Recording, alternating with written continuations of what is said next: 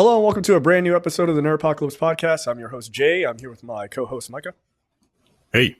All right, guys, we are back. Terrence is out this week, but I'm sure he'll be back next week. All right, we got a lot checked out, so we're going to jump right into it. I did watch Companion. I talked about that. We were off last week. I apologize. I was very sick. But I began watching Companion, but I had a chance to finish it. Look, I thought that was really good. It was a lot of fun. The folks who made Barbarian are 2 for 2 for me. They make very fun sort of modern horror movies, I guess.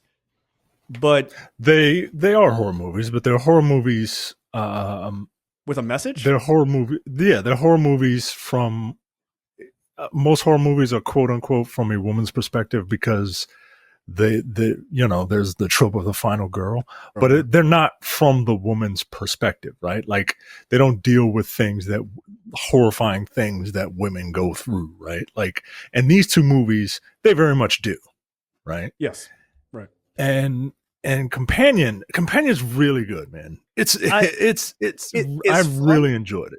Yeah, it's fun. It has a lot. I think it has a lot to say about a number of things, right? Like the idea of like artificial intelligence, the idea of the nice guy, right? Like they deal with that pretty profoundly, and they picked the perfect person to play that character because Jack Quaid does seem like a really nice guy, and you're like, but I like that guy. He's from The Boys. He's the only sane one.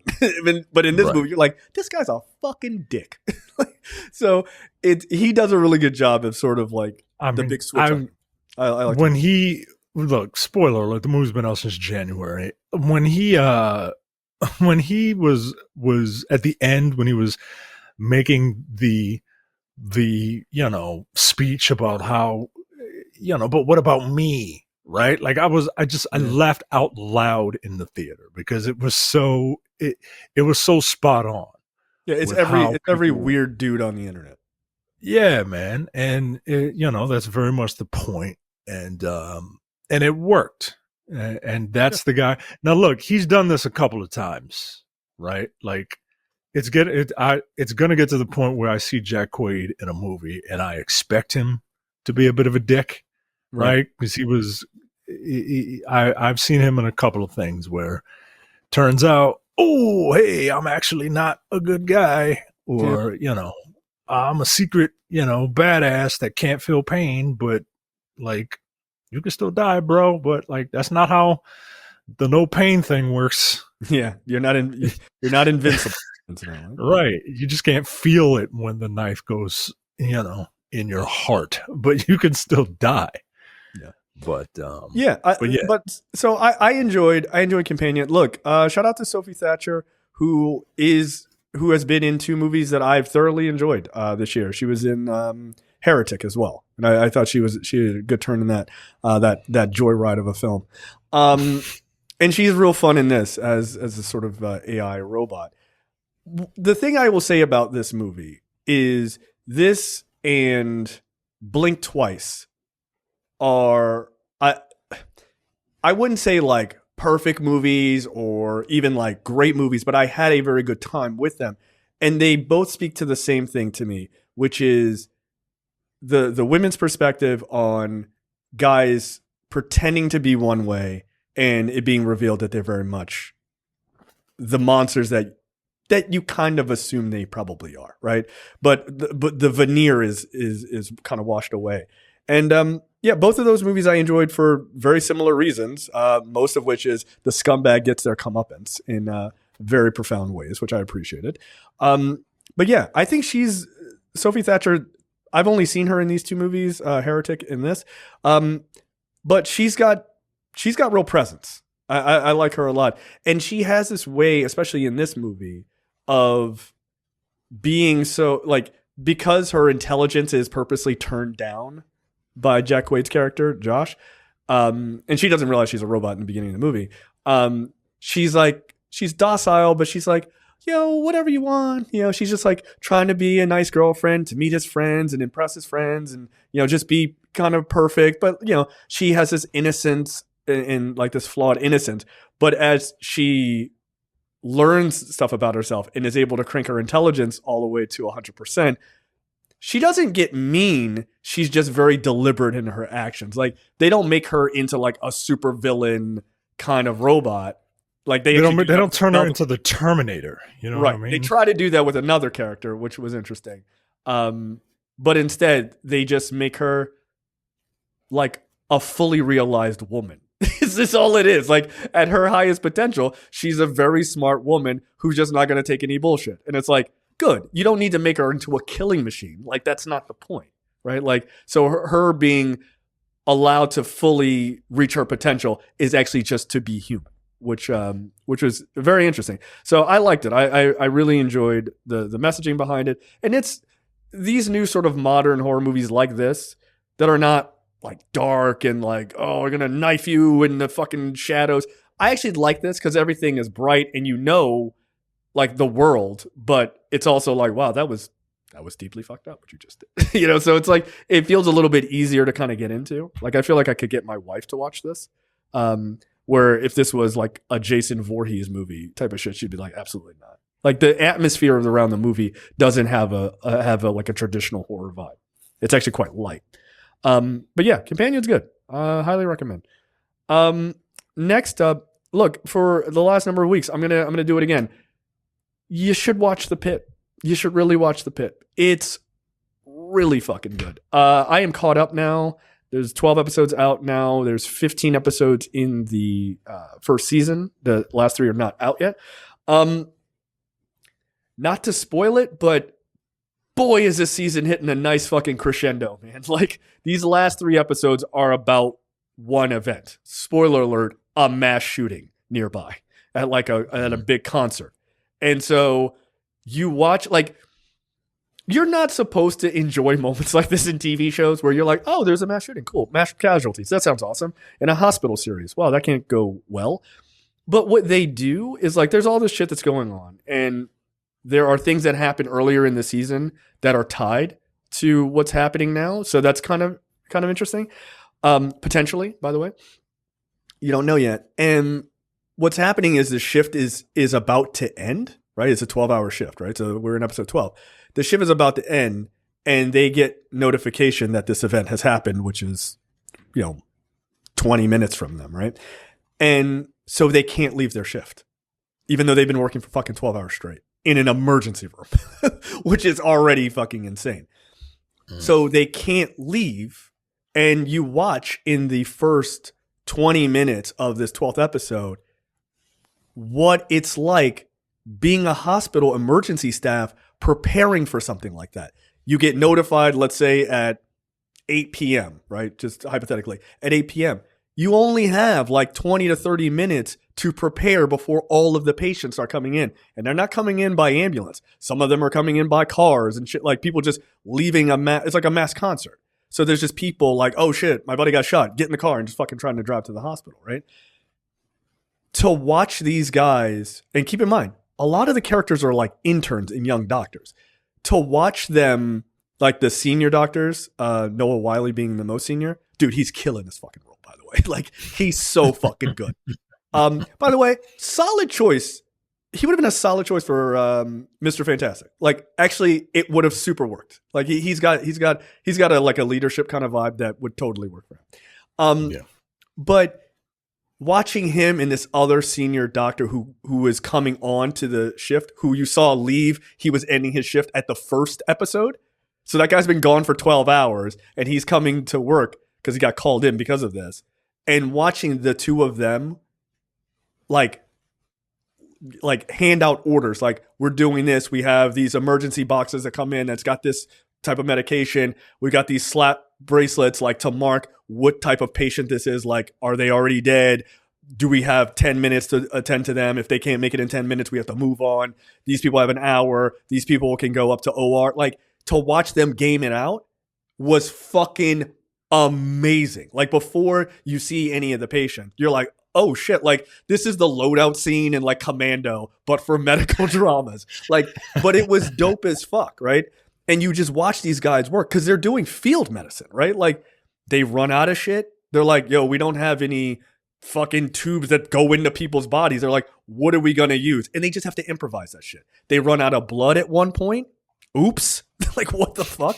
They run out of blood. The doctors are they're like stopping procedures and like, you go give blood because you're fucking O negative, right? Like a doctor doing that. And they were talking to one doctor, like one of the senior guys, and he's like working on someone. They're like, are you going to give blood? He's like, I am. And the camera pans down. He's literally got the thing hooked up and he's got a blood bag tied to his ankle as he's giving blood, working on someone so they can take that bag and give it to someone else. Like in the middle of the shit. Yeah. I mean, but it's the thing about it, like doctors who apparently have reviewed this are like, no, this shit is like super accurate apparently, which is even more disturbing. But one of the fucking most interesting parts about it is as this all is going on, it's all shot in real time. Like there are no breaks. You're watching these interns who you've seen fuck up, like rise to the occasion. One doctor who's got like some shit going on, he's got to rise to the occasion where he otherwise would not be. And there's all of this shit going on. And it's just all this underlying other semi-personal shit between characters and what people are going through. It's fucking wild. It is top tier, as you would call it, prestige television. It absolutely fucking is. Yeah. Like if you even start watching the show, you get sucked in. I mentioned it on the show and somebody in their Discord was like, I don't give a fuck about medical dramas. And now me and my wife are super hooked on the show. You can't help it. You fucking can't help it. Because the show isn't like, it's not like ER or something where it's like, that happened and then we'll see you next week, right? And it's just like completely new events. It's all one shift. And there are characters that have been there since fucking hour one. They're still there, right? Like, and shit happens to nurses and doctors, like major shit happens to them. Yeah, it's crazy. And like, you know, like I talked about before, people die, like that happens like a lot. But I mean, it's a fucking emergency room, dude. But like that type of shit happens. But then like you see people come in and like they have like a kind of a goofball thing and you're like, oh, you tripped and broke your fucking leg skateboarding, right? And it's like, then there'll be like a funny moment with that and they're like, all right, cool. You good? Back to the shit, right? Like, and so it does a really good job of like keeping you just pulled in. And I hope Terrence is caught up because there's a scene where someone takes a line drive at a baseball game to the eye. And this kid comes in with his fucking eye super swollen. And the scene is horrendous. And I know that Terrence doesn't like eye shit. So I hope he enjoyed that scene because it's awesome. But there are definitely scenes where I was like, Jesus Christ, turn away. Like, yeah, come on, yo. But they show everything. Everything. Oh, woman coming in to have birth? Guess what's happening? You're in health class again, motherfucker. We're showing that shit. Whole 9 yards. It's wild. Like HBO or Max is like, they're just going for it. But they do it. I mean, it is a profoundly well done show. Like, it really is. I'm incredibly impressed. So if you have not caught up to that show, I cannot recommend it enough. If you are not I don't like blood, then it ain't for you. I know your wife is not a blood person. Yeah, I was about to say, like, we're always looking for shows to watch. But I mean, look, but medical blood is a little different. You know what I mean? You're not like, nobody's like shooting a person in the chest with a shotgun at close range, like not shit like that. But it's like, but at the same time, like I remember like taking a peek over at the operating table when my wife was having a C-section, and it's the most horrific thing I've ever seen in my entire life, and it is literally an image burned into my brain of my wife just open, like just her guts hanging out. Like, all right, oh my god. I mean, that doesn't happen. A lot of other things happen that are pretty hard.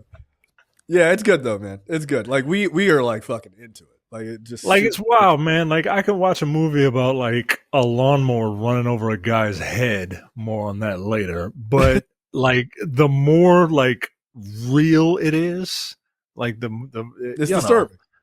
It's very disturbing because it's like, oh, okay, like here's a fucking 8-foot, hockey zombie with a machete coming to lop people's heads off. All right, that's funny. That's hilarious, right? Like, because that's not going to happen. But like being in an emergency room and being hit with a line drive with a baseball, 100% can happen.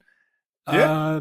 Because they tell you in the baseball stadium, hey, you need to pay attention. No. He was the pitcher. So he wasn't that far away. Pitch. Yo, Yeah, he got the. Oh, all right. yeah, That's even yeah. worse. God Yeah, yeah, damn. yeah. He didn't have. It's not. He didn't have the luxury of it flying 400 feet and slowing down, or 200 feet in a line drive, and you're in the stands with popcorn and shit. No, he's right there, a high school Oh, kid. It's like, God Jesus damn. Christ. Yeah, yeah, that was fucked Mm. up. I was like, when he uncovered his eye, I was like, oh, you in a world of trouble, dog. Yeah, it was fucked up. But that was a good scene.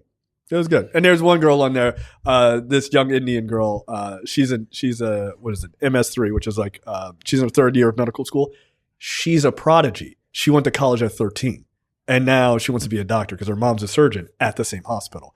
But she also looks like she's fucking 12 because she's literally 19 years old, which is insane. So, and it's cool. It's cool to watch her go from where she is in the beginning to where she's now. It's dope. And it's like, again, it's one shift. It's just crazy. Yeah. So again, I cannot help but bang the drum on that show.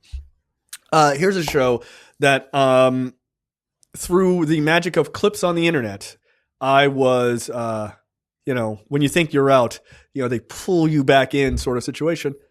I started watching Invincible again. Okay. So we all enjoyed season 1.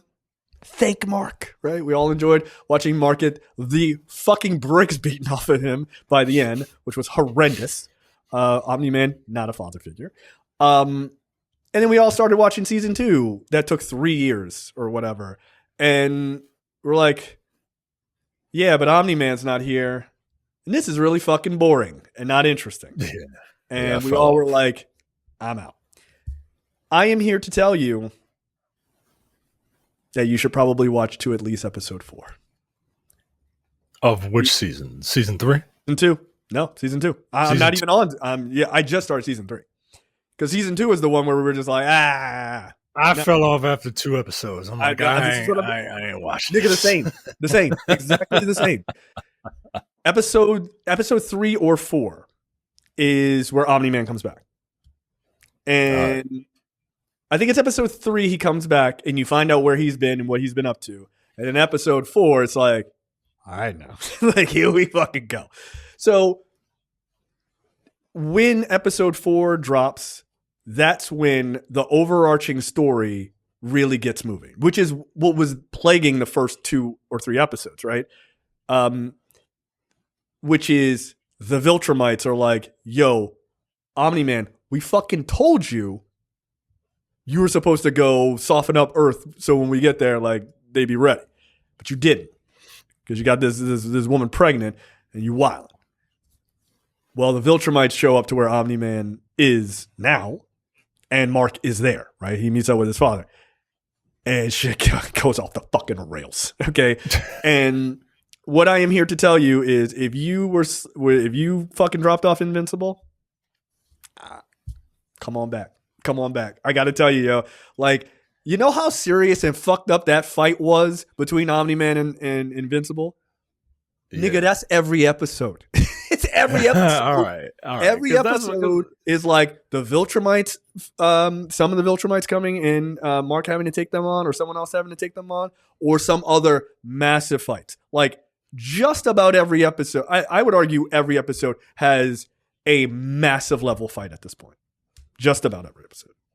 All right, because look, Mark is a good character, right? He's an okay character, but I'm in my mid-40s, man. I don't really give too much of a fuck about new teenage characters, right? Like, right? Like, yeah, I can relate a little more to Omni-Man. So, and that character is a scene stealer, right? Like, it just every scene he is. So when the first couple of episodes, and I'm getting old, I'm losing patience. So when he wasn't in the first couple of episodes, I was like, I don't know if I want to watch this, right? Like the animation, the show's good, but it wasn't that good to me. And I don't know. But look, like I told you before the show started, I wanted to hear your recommendation. So because you're one of the few people that I'll trust, especially if it's a cartoon. Right, it's a cartoon. Yeah. And you into a cartoon? Look. Then... I'm watching it. I don't respect it as a storytelling mechanism. But even I have to admit, it's pretty fun. Now, here, I will tell you something that happens in this. This is not a spoiler for the show. Two things. There is 100% a Spider-Man reference because they don't have the rights to show actual Spider-Man. They do a version of Spider-Man because he's like dimension hopping at one point. Which, by the way, the character that he's dealing with is played by Sterling K. Brown, who is fucking awesome on that in the episodes he's in. He's really, really good, and very pivotal character actually. But he ends up jumping to like the DC universe at one point, and he's talking, and he's like, "You dress as a bat, and your name is." I'm just saying that's just kind of a shitty name, like, and you just see kind of Batman's cape in the foreground, which is funny. And then he ends up in what is the Marvel universe, and you see a sort of a Spider-Man analog fighting a Dr. Octopus analog. But the Dr. Octopus analog has this giant helmet, and the tentacles come out of the helmet. And he's like, I'm going to get you, like, Spider Person or whatever the fucking character's name is. And, of course, the Spider-Man analog is, like, just dressed differently, but the exact same personality and stuff. It's quite funny. The other thing I'll tell you that is just really, really funny, and I literally laughed out loud in my office alone. At one point, Mark goes to, like, a Comic-Con, just as himself, him and his girlfriend. And he's like, he goes up into one of the lines to get an autograph. And it's from the creator of his favorite comic that is now a TV show, right? And he goes up, and immediately, before the guy talks, I was like, this is 100% Robert Kirkman. I guarantee you it is, right? Because Kirkman obviously created Invincible. And It is. And he's like, oh, I really love, like, whatever the name of the show is, right? Like, you know, Superior or whatever. And he's like, I really love this comic book, and I really love the show. It's awesome. It's like, thanks for doing it. He's like, I just really hope, you know, the second season, you know, doesn't take so long to come out from the first season. I really enjoyed the first season. And the Robert Kirkman character is like, yeah, it's you know, we're really sorry about that. We're really trying to make sure that they come out on time and everything else. But, you know, the production is very expensive. So sometimes, you know, we do little tricks where, like, we don't show the person's mouth moving, and he, like, literally, like, the camera cuts down so you can't see the character's mouth. He was like, so that we don't have to pay for that type of animation. Or we'll do, like, really wide shots where we pan out and just pan the camera across, and you think there's a lot going on, but it's actually a still shot. There's nothing going on, so we don't have to pay for that. And sometimes we have characters where we move the camera behind them so that we then don't have to animate their mouths. And that helps us get the product out so that we can spend money on the really cool fight scenes. And then it cuts back to Mark, and he goes, I'm going to have to pay attention in season 2 if I notice that. That's really cool. You can't help but notice that throughout the entire rest of the season. They do it all the fucking time. It's one of the best, like, in-universe jokes of all time. I just burst out laughing. I was like, that's exactly what they do. Like, it's just funny. Like, sorry, bro. Like, we're trying to save money here. And it just takes less time. And it's true because they dedicate a lot of time to fights, and they're intricate. They're, like, super intricate. So, yeah, get back on Invincible, man. I think it's episode 4 where the Viltrumites take on Mark and Omni-Man. So they have to work together. The Viltrumites are somehow way more brutal than Omni-Man is. Like, they're fucking psychos. And that's just fun. And also the other team, whatever that team is, I can't remember, that has, like, Jason Mantzoukas as the one character or whatever. Yeah, and Robot and I forget their name. Yeah. They go through some shit too. Like, they do. So it's very good. It's fun. Okay, Resonance. The Residence is a Netflix TV series. I watched the first 4 or 5 episodes. The premise is set upstairs, downstairs, and backstairs in the White House. Cordelia Cupp, an eccentric detective, arrives on the premises in order to solve a murder that occurred during a state dinner. During the investigation, interpersonal conflicts between the 157 personnel of the residence start to unfold. It's a murder mystery. It's a murder mystery with an eccentric, wacky detective on Netflix. Look, so Glass Onion, then the show. I mean, kind of, yeah. I get Glass Onion, you know, Hercule Poirot. You know, when Gal Gadot was in that one Hercule Poirot movie. I like. to fill the Nile. to feel denial.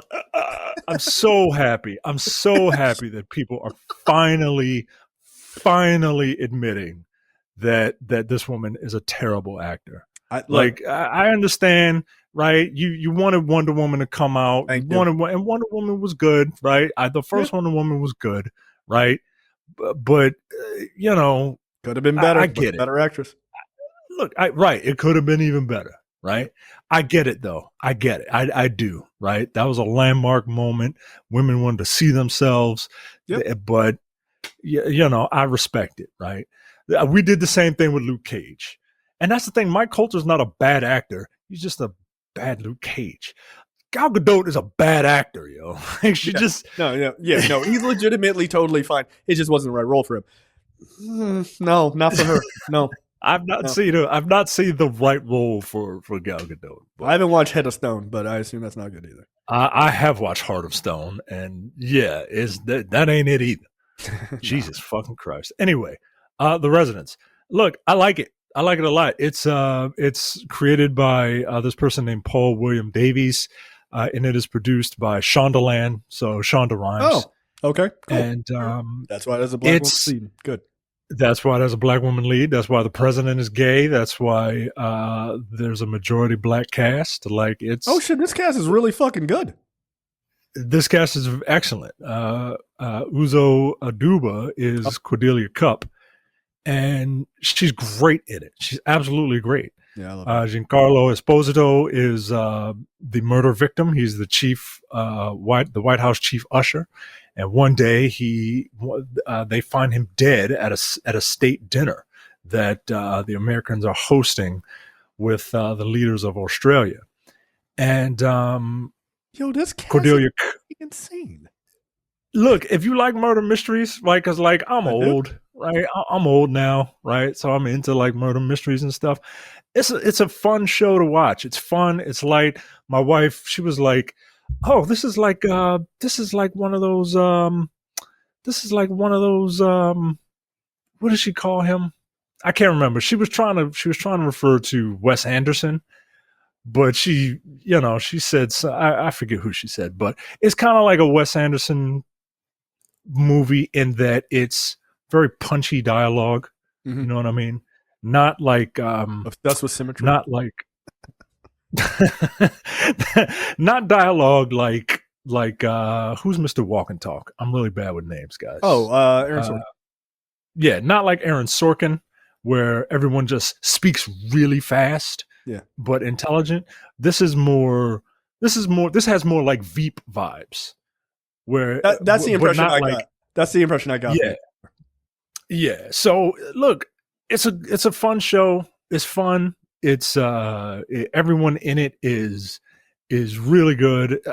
Netflix is so weird, man, because like they'll produce something that's perfectly fine. They'll produce something that's pretty good, and then they'll produce Heart of Stone, right? Like, they are very much obsessed with just giving people a bunch of money who are celebrities, and because they make things by algorithm, right? A lot of times, yeah. So they're like, well, this fucking Gal Gadot movie did really well, so let's make a series or whatever, or a movie with her in it, and we know it'll make exactly this because.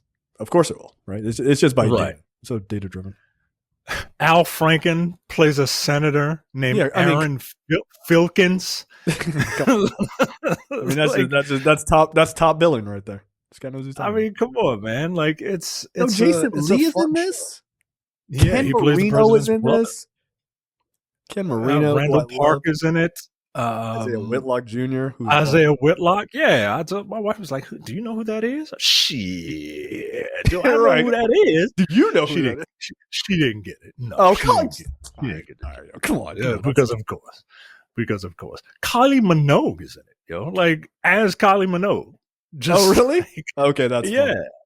Like it's a fun show, man. It's something fun. It's something light. Belky Bartakis is in this show, yeah. Yeah, he's recognizable, but he's really playing a character. And I was like, is that him? Like, is that Bronson Pinchot? I couldn't quite place it. But yeah, it's him, man. and it's a fun show, man. If you like murder mysteries, just something fun, something light. How many quick episodes? 8 episodes. Eight. Okay. All right. So yeah, check it out, man. Check it out. All right. Down for that. All right. Something you need to check out is I have not watched Daredevil episode 5 and 6. I know. I'm the worst. But talk about it. Feel free. Look, episode 5 and 6, the show's getting better. It just is. Episode 5 is a bottle episode. They said that this is the one that they did not make any changes. How this was originally done is how it's presented, by the way. Okay, well, look, I mean, it's a bottle episode, so it takes place in a bank, and the bank is getting robbed on St. Patrick's Day, okay. And there's an MCU cameo from someone from another Disney Plus show. Yep, I heard. Who works at the bank. Yeah, and somebody, because they're a dumb fucking asshole, wrote the cameo in the title of the article. I'm like, just say it's a cameo and I can click into it, man. Right? Yeah. What is your fucking hard on for ruining shit for people, you dingbat? God damn it! I was like, fuck off, like. Thanks. Jesus Christ. All right. Dear kids, Santa's not real. Headline. Like, thanks, man. Jesus. Look, it's a bottle episode. It's an episode that really that kind of really focuses on Daredevil using his other ability, or Matt Murdock using his other abilities very, very well.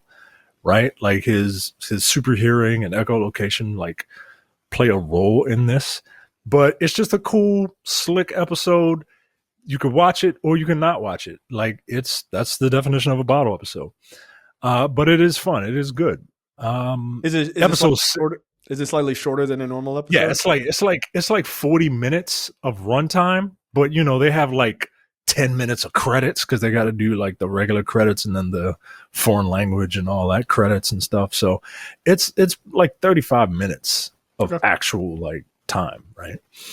The next episode continues on with the story, and that's a little bit longer. So if you watch both back to back, you're there for like an hour and a half, right? Okay. And episode 6. Look, if you've been having Daredevil blue balls, right? Like if you are itching to like, I want to see him in the costume. You get to see him in the costume. There you go. And he gets to, I won't talk too much about it, but he gets to cut loose.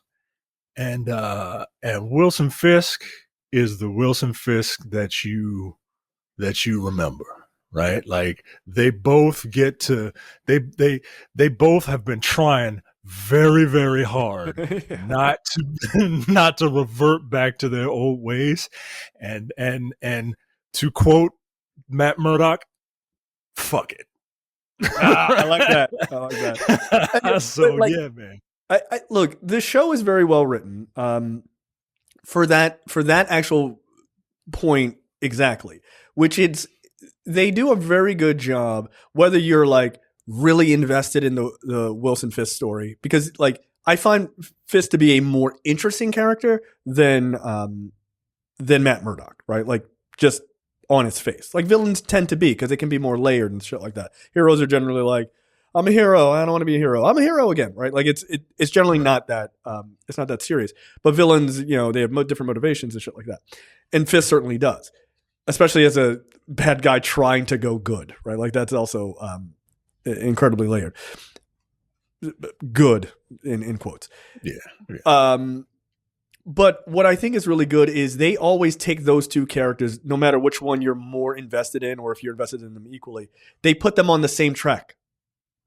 Always. Yeah. They're always they're just on parallel tracks, and they have whatever is going on with them. It is always just coming to a head together. Like that is the point of those characters. It's not Fisk is doing these things that are wildly different, and Matt Murdock is going through something that is wildly different. No, they both try to hang up, the suit, so to speak, for varied reasons, but who they are is who they are, and they cannot, no matter what they try to do, that shit is just seeping. Like it's just running its way to the outside in them, and that's what I like so much about those characters. Like especially in, because the last one I saw was episode 4, where the young guy screws up and Fisk is like, I'm not gonna fire you, and you could just see him being like, I want to choke the shit out of this kid, but he's trying so desperately to be this different man. But it's like, like you can hear like the Kingpin is knocking on the fucking door, like, why don't you take him outside and maybe slam his head against a car door? Like, come on, huh? That's what you want to do. Like, come on, old Fisk, come on. And like that's that kind of sort of like that shit is building in him is super interesting to watch. So yeah, I'm glad to know that he is on his way back. Yeah, he does one of the most badass things I've seen a character do in a while, and the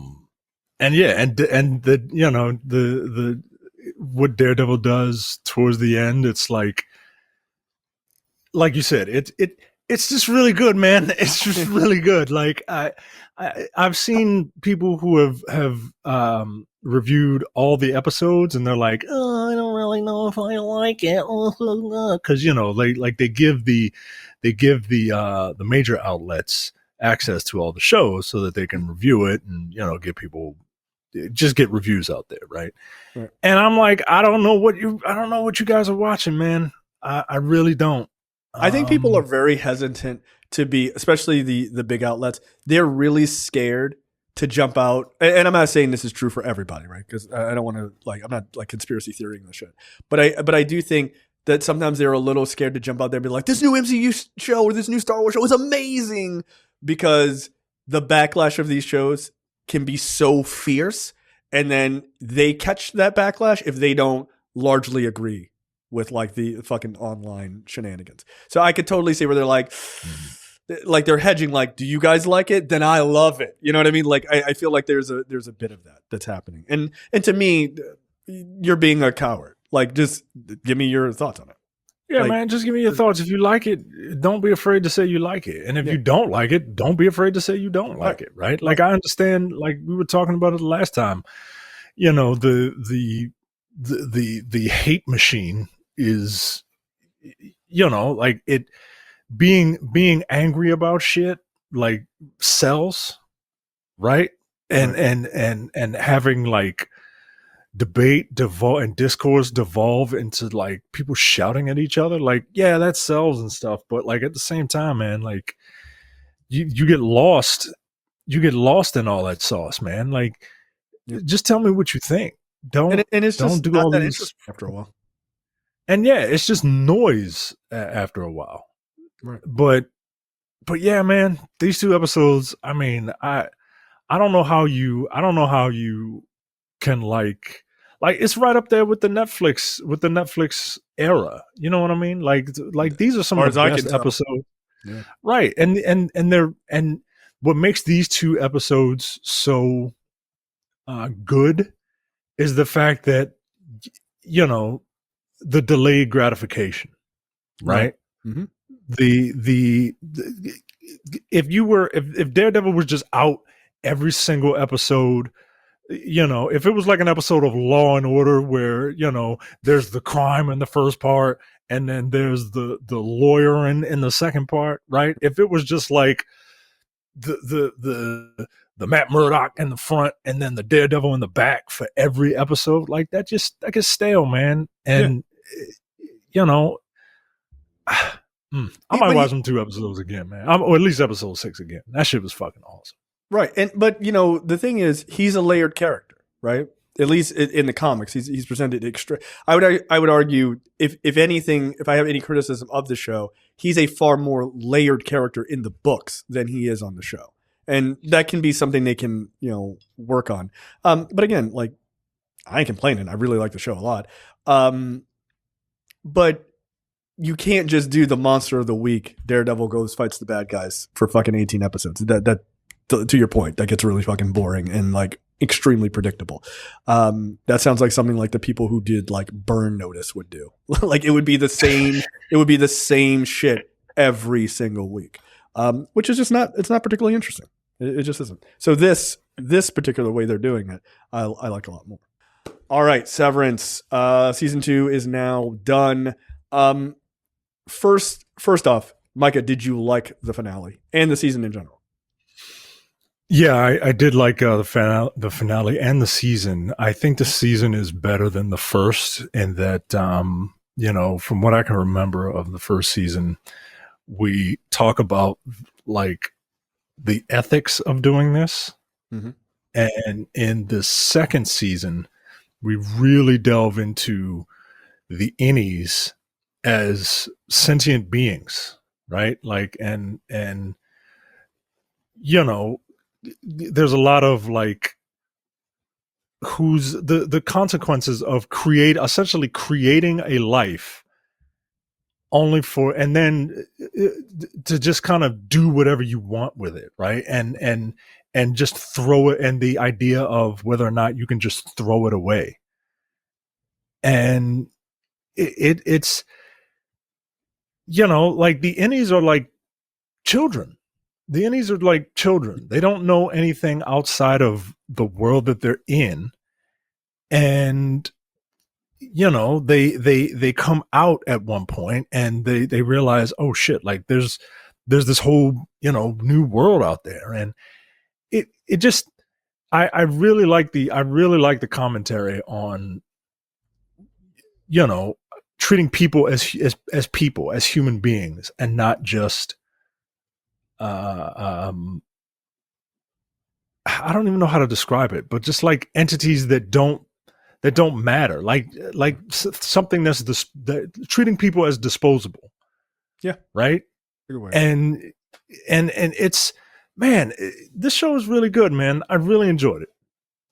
So I agree with you. I think season 2 is, quote unquote, better than the first season. I mean, I love the first season, right? Like, like better is to me like a useless term, right? Like if you had to rate it, like, yeah, if I had to rate between what do I like, fucking blowjobs or ice cream, yeah, both are great. Like, what the fuck? Can I have them at the same time? Like, you know what I mean? Like there is no loss with either one. They're both excellent. So, I have a preference. So anyway, what I'm saying is, yes, I love season 2 a lot. And to your point, season 1 is, yes, it is the overarching, like, what is this world? And like, what are the ethics? Like, should you do this? Yay or nay? What are your thoughts? Season 2 does something that I think is so much more profound, which is they stop dealing with the procedure and start dealing with the actual human element of it, right? By the way, we're going to be talking total spoilers here. One of the most powerful things they did in this season is dig into the life of Dylan. I thought, right? Played by Zach Cherry, who I love. I love him in everything. He's great. Like if you don't know him by name, he's the black dude in Spider-Man: Homecoming who saw Spider-Man's like, do a backflip, do a flip, yeah, like fuck it, you can like just do that shit. That's dope, right? He's a really lovable character actor. I just really like him. He was in the first season of You. Like he's just really good. He shows up in so many things. But by showing Dylan's home life and who he is, what his outie is like, and then his innie meeting his wife. I mean, what a fucking profoundly interesting dynamic they created. Because she's basically having this love affair with this other guy, but it's her husband, but it's not though. Right? Like, if you've never watched Severance and you're listening to this conversation, that sounds fucking crazy, but you should watch the show because it is one of the smarter shows on TV, actually.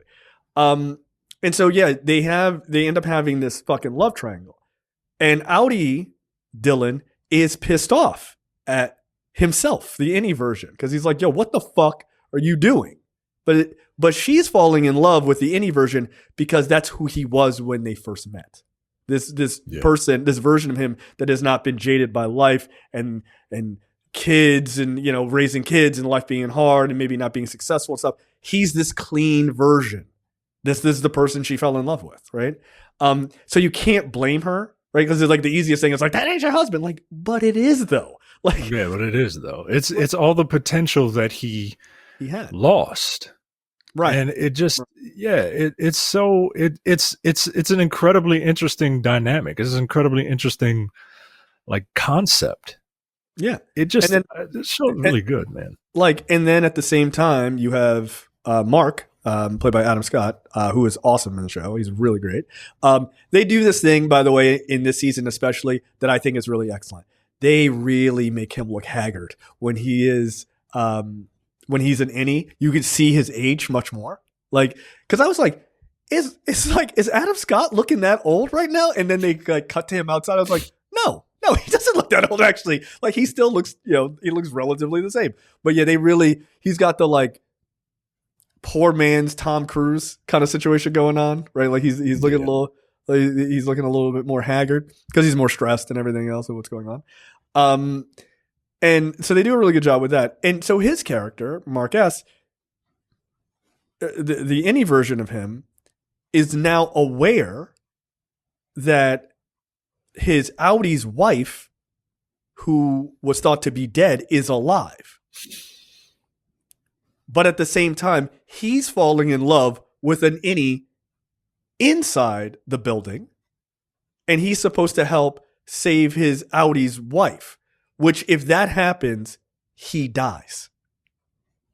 Like, yeah, he wants to. So Audi Mark wants innie Mark to save Audi Mark's wife, Gemma, because Gemma, because Gemma exists in Lumen, the company that has the Severance, as Miss Casey, right? So he's like, hey, can you get my wife out of there so that I can be with her? And he's like, okay, but if I get her out, hey, I got a life in here. Are you ever going to come back in here? Like, and Audi Mark is like, yeah. Sure I am. And innie Mark is like, I don't fucking believe you. They literally have an argument back and forth, which is one of the most interesting moments in this season, right? They're like recording video and talking back and forth to each other. They're having this asymmetrical conversation, and it's done very, very well. It's done very simply, but it's done very well. And you can see, you can watch it, you can watch it evolve. You could just look at the mood and the colors in the shots, right? Audi Mark is in this very cold and sterile environment.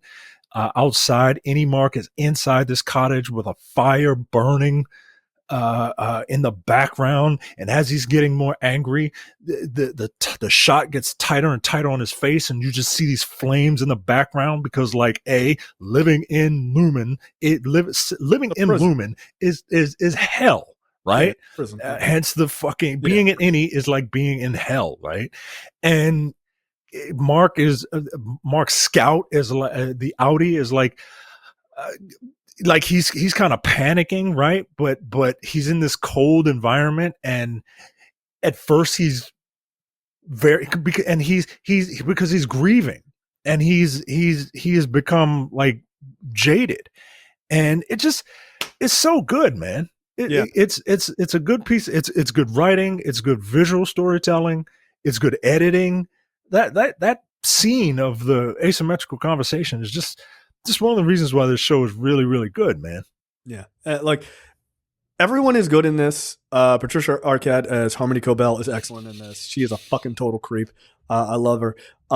Look, shout out to the GOAT of the absolute scene stealer of this entire series. Every time he is there, and he absolutely steals the fucking finale as well. Tremel Tillman as Mr. Milchek. This dude is awesome. Like, he is making the DMV proud. I love this character. I love this actor. He is fucking great. This dude likes to dance, and they gonna work it into every season. He is having a fucking blast at the show. Nothing is more interesting to me than whatever the fuck the storyline is between Mr. Milchek and the black chick who's always like the board's on the line. There is something there, and like you don't know what it is. I have my theories. I'll talk about. That's really interesting, and also Lumen's idea of constantly telling this incredibly articulate black man, you need to use less big words. You need to speak. He told that nigga to devour feculence. He was like, you need to talk more simply. And he was basically like, eat shit. Which was awesome. That means eat shit. Yeah, I was like, yeah, that black man had just about a fucking enough of their shit. I loved it. And then look, I think episode 7 of season 2, and I do not say this lightly. I truly don't. And this is 100% my bias. Is one of the best. It is the best episode of the entire series, and it is one of the best episodes of television I have ever seen. Period. It just is. No notes. It is just about Mark and Gemma and their relationship as they met. One, the show does a wonderful job of making an incredibly attractive woman look like, oh yeah, she's attractive. And then when they show her in other scenes, you're like, why is she even slumming it talking to normal people? I do not even understand. Good grief. Like, she's gorgeous. Like, just she's in the echelon of, if you do not find that woman attractive, you're a racist. Like, that's it. Like, there is just no argument. I'm sorry. Like, she is just beautiful. Apparently she is Tibetan and Australian. Whatever. Like peanut butter and jelly. It's a pretty good fucking team, apparently. But that episode about when they meet in their lives as two professors, and then they have this great marriage and everything else, and then they try to have kids, and it doesn't work. And they're going through their shit. And then she dies. And what she's going through as she has been kidnapped by Lumen. And all of the shit they put her through under the guise of trying to make her forget and trying not to have her have this traumatic experience. If you've never gone through IVF with a spouse, let me tell you, outside of the sort of the Lumen shit of it, it is the most accurate version of what you go through. And considering my wife and I did, I can tell you every moment between the two of them is accurate as fuck. It is. There's no way that the person who wrote this or directed it did not go through this. It's impossible to think that the person was like, I'm just freeballing it. I'm just figuring it out. I'm winging it. No. The reactions and the way they deal with each other going through it not working, and then the aftermath of it is exactly correct. Like, and I'm not saying that like it's just like my experience, which it was. I'm telling you, talk to other people who have also gone through it, and they will tell you how incredibly accurate this is. And to me, great television can tell interesting stories about fucking bifurcating your brain and all the fucking science bullshit behind that and the fun aspects of all of that, but also still tell human stories. And it does a wonderful job of telling that story. My wife and I sat and watched that, and when we were done, we were like, that's maybe one of the best episodes of TV we've ever watched. Like, it was just like, we had like our own like emotional reaction to it. Like, you know, like it was just like, yeah, this is perfect. It really was. And it was respectful, is what I would say. Yeah. So bring on season 3. So you want to talk about where it leaves you? I think that's a good point. So, you know, after the Innie and Audi Mark have this conversation, they kind of start to execute the plan, and Innie Mark is like, all right, I'll do what I can to get who he knows as Miss Casey out. And remember, Miss Casey is Audi Mark's wife, Gemma. Right. And he meets with her, right? And he finds her and he gets her out. And for a moment, like the they are unsevered and they are who they are, right? Mm-hmm. And they see each other, and it's just it's beautiful, right? Because you know what these two have gone through, from 3 episodes ago, right. And it's like, fuck yeah, like the show does a really good job of like, hell yeah, man, they're gonna fucking make it. They're gonna fucking go, right? And then they step out of a room or whatever, and they get severed again.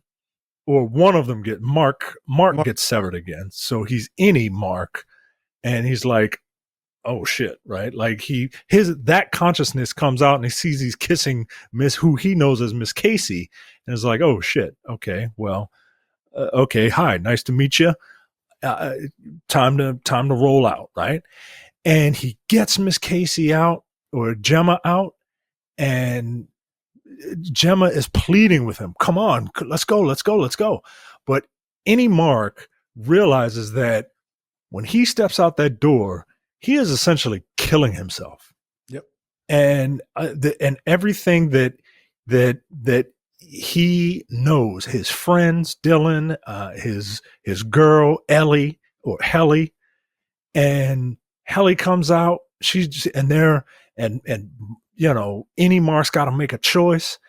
And like, I 100% get it, right? Like, I'm not gonna, like, it's self-preservation at this point, right? You're committing suicide if you do it, like, right? But you as the audience are rooting for Mark Scout, Outie Mark, and Gemma to get back together, because like, hey, this is what needs to happen, right? And it's very interesting to see whose side you're on, right? Like, if you can't empathize with any Mark, you're probably a monster, yo. Like you're still at that point not thinking of Mark S, the any Mark, as a human being. Like, right. And the ending is like, it somehow works on the level of joyful and also incredibly heartbreaking, because Gemma has been kidnapped for 2 years. This woman, and by the way, Gemma's character is even more fucked up because they severed her mind multiple times. It's like, she's not just any and outie Gemma. She's outie Gemma, and then like 20 or 12 or whatever it is, other versions of this character, right? So they did this horrible shit to this woman. So she finally gets out, and she's finally back in the real world, and she doesn't have her husband. And he's right there, right? The version of him is right there. It poses a very interesting thing for season 3, because as somebody had mentioned in our Discord, like, there's a 24-person marching band. Again, you have to watch the show for that to make any fucking sense. It just sounds insane. But there's a 24-person like HBCU fucking black marching band that performs on the severed floor. But those people they're kidnapped. They're innies. And so how many people are actually innies? We don't know. Like, it could be thousands, it could be 10,000, or it could be just the people you see. Every season we meet a few more, right? Like, it's not a lot. And also, shout out to Brenna Tarth fucking taking on the big man. That was awesome. We don't know how big that facility is, right? Because like, they go underground for all that. So who knows? And it's a cult, guys. Lumen is a cult. Like, so yeah, the last episode, a lot of layers there. The last episode managed to do something that very few shows can do. The symbol for the performing arts are like the comedy and tragedy masks, right? Like those masks of one laughing and the mask of one crying. That last episode and that last scene was able to do both at the same time. Mm-hmm. And, joy and pain at the same time. And it is, it's very, very, it was very well done. I'm super curious to see where they focus, because I think Gemma is going to focus on trying to get Mark the hell out of there. Also, any Mark's girlfriend is the daughter of the CEO of the company. Of the cult. Right, the cultony, right? Yeah. So it's, again, another thing to kind of layer on top, and they know it, right? They know that. Well, and it's another thing that they're kind of layering on top of it.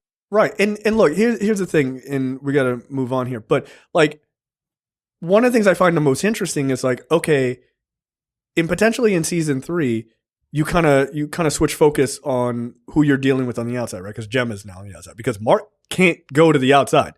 Like, he can't. Because if Lumen would never let him out, right? Because of all the shit that has happened now. And he would never want to leave because he knows that if he ever leaves, he's never going to, outside Mark's never going to come back in. It's impossible to believe that. I mean, I wouldn't. Be like, fuck that guy. But, yeah, I wouldn't. My wife's back, man. Get the fuck away from me. Get this fucking chip out of my head. Yeah. We got shit to do, and it ain't eating ice cream. Okay, so that's an earlier reference. So what I'm saying is, like, okay, so Mark is stuck. He's fully stuck inside at this point.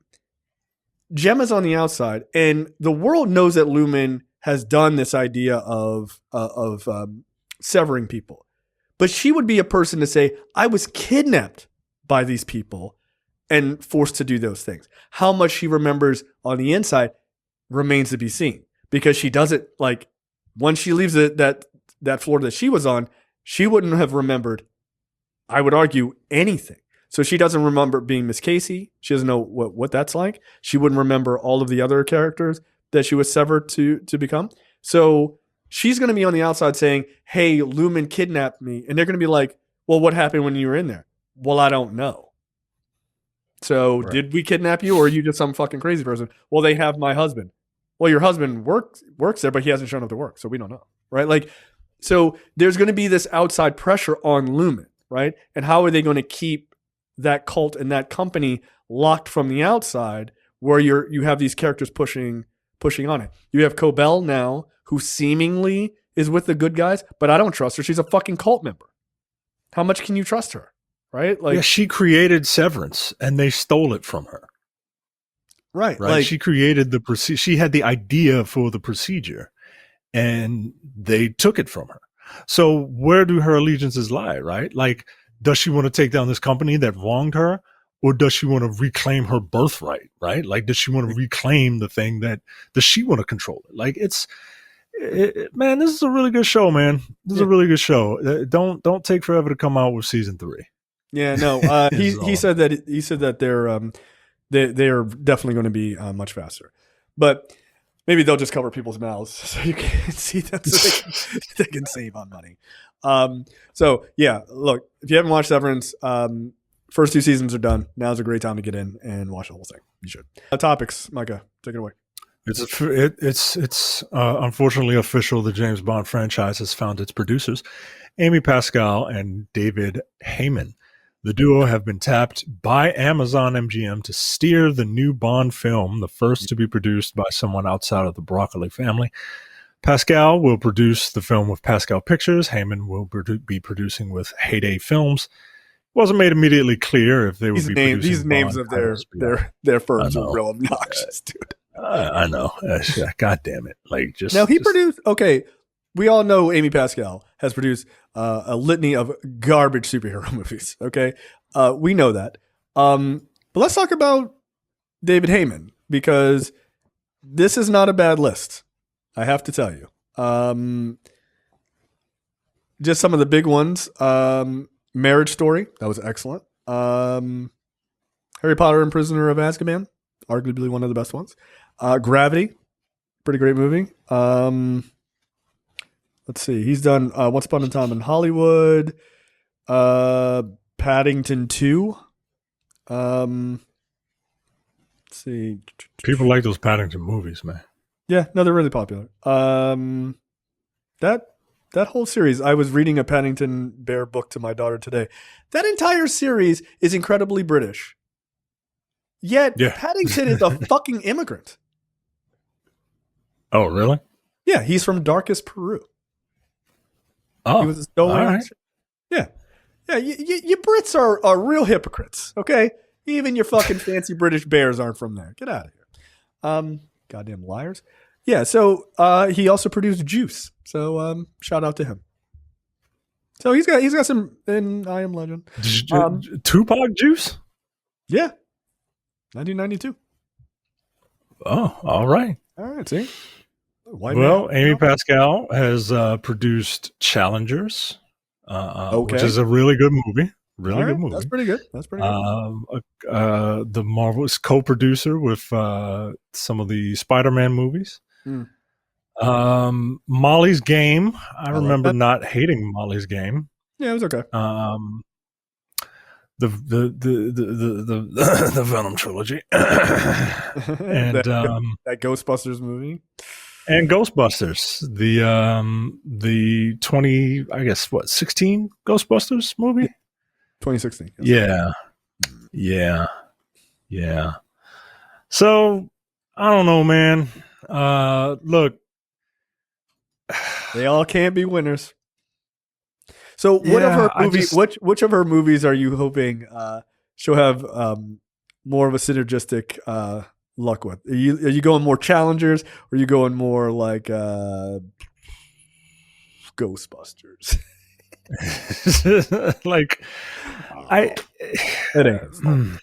All right. In a joint statement between the two producers, they say that James Bond is one of the most iconic characters in the history of cinema. We are humbled to follow in the footsteps of Barbara Broccoli and Michael G. Wilson, who made so many extraordinary films, and honored and excited to keep the spirit of Bond very much alive as he embarks on his next adventure. Cool. Look, I'm not gonna pre-hate this. Nah, we'll see. I because I want it to be good. I really do. There's a lot of things that go into making a Bond movie. Look, here's hoping that it winds up more like Mr. and Mrs. Smith than, without remorse. Wait, which Mr. and Mrs. Smith? Oh, the new one? know which Mr. and Mrs. Smith. Yeah, let's hope it's more like Mr. and Mrs. Smith and not like Mr. and Mrs. Smith.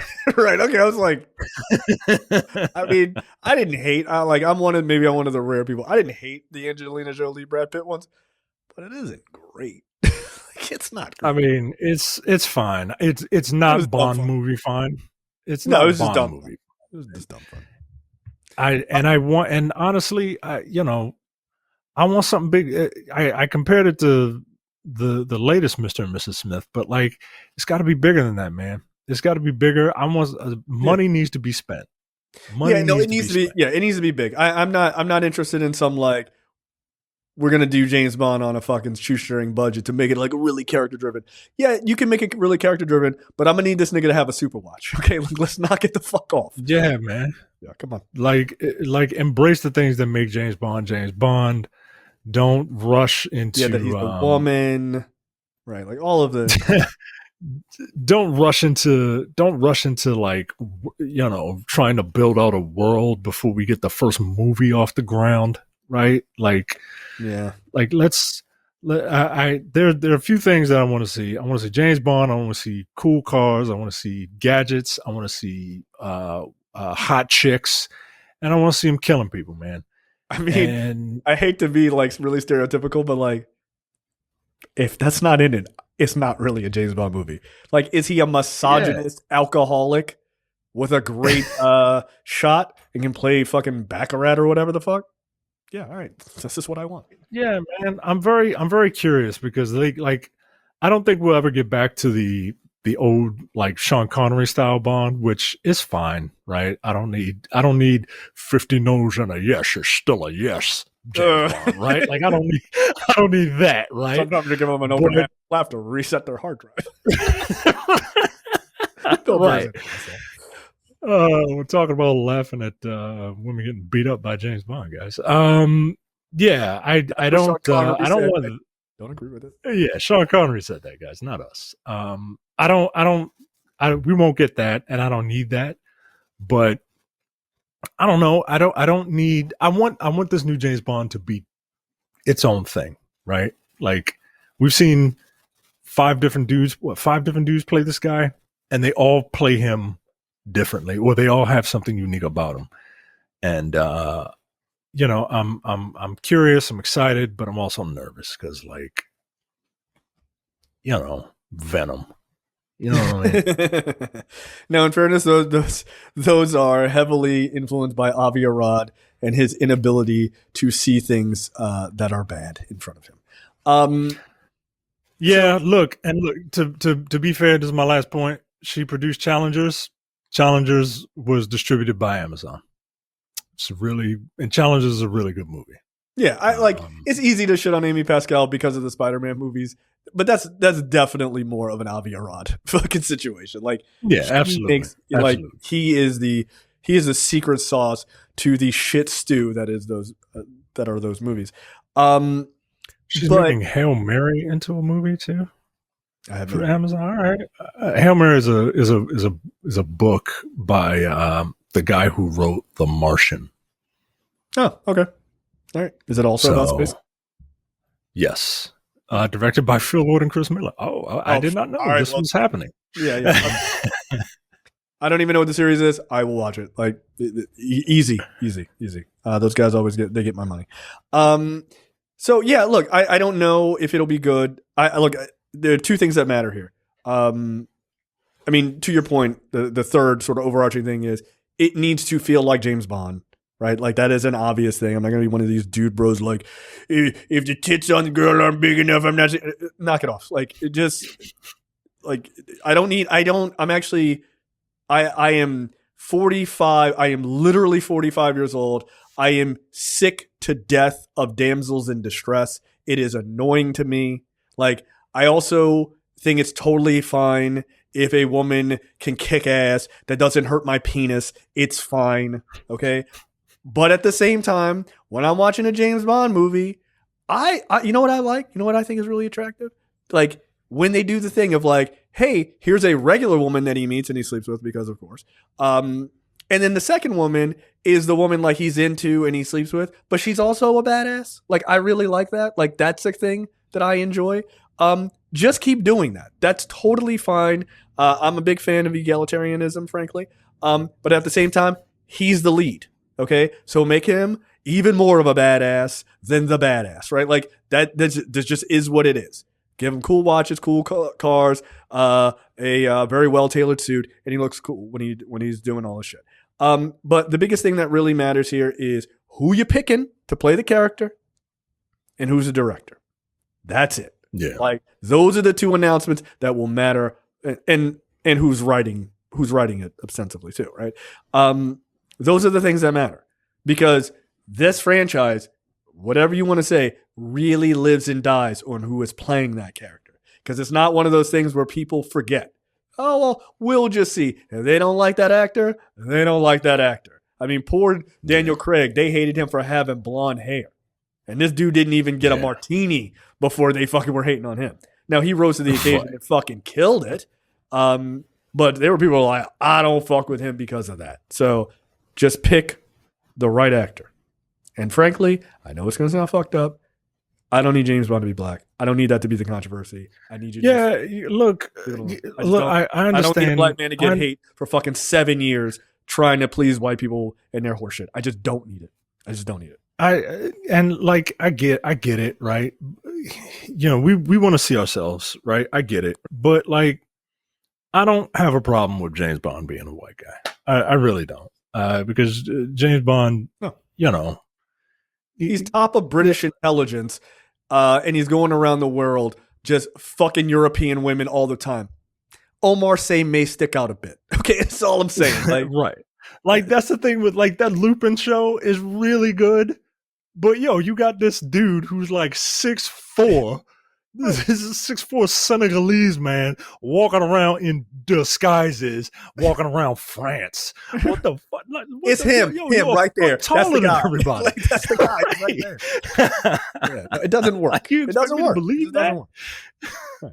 Unless the next couple of James Bond movies are only going to be in in Africa and the U.S. Sub-Saharan Africa, right, or the U.S. It don't work. It just doesn't work, and it doesn't mean that I don't want to see a cool spy movie or whatever. Oh, I need to put in the trailers that that movie with the black spy family with Omar saying it, right? Which is shooting fish in a barrel. I'm gonna watch the shit out of it. So like, yeah, just do that. But I just don't want any controversial casting like for a person of color. Just because I don't, and it's not because I don't want to see them do awesome things. We are at a fever pitch of people just shitting on things, looking for an excuse to rip shit apart and be miserable pieces of shit, and then give death threats to people of color because they dare to be in a fucking movie. I'm not interested in it. I'm just not interested in it. Just make your fucking movie. I will enjoy it. James Bond has been white since fucking forever. It's fine. It's just fine. Just don't, please. Like, for the sake of black people or whoever, just don't. Okay? Don't feel like you need to be progressive on this. Just don't. Yeah, make a movie and then make another movie about a spy and then cast that as a black person. Right. Put a fucking 006. Make it a black man. It's fine. Like, I don't care. Yeah. The last 007 before Daniel Craig was what's her face? What was the woman? From Lashana Lynch. Remember, wasn't she? She got upgraded to be 007. Yeah. Was like, and people were pissed about that.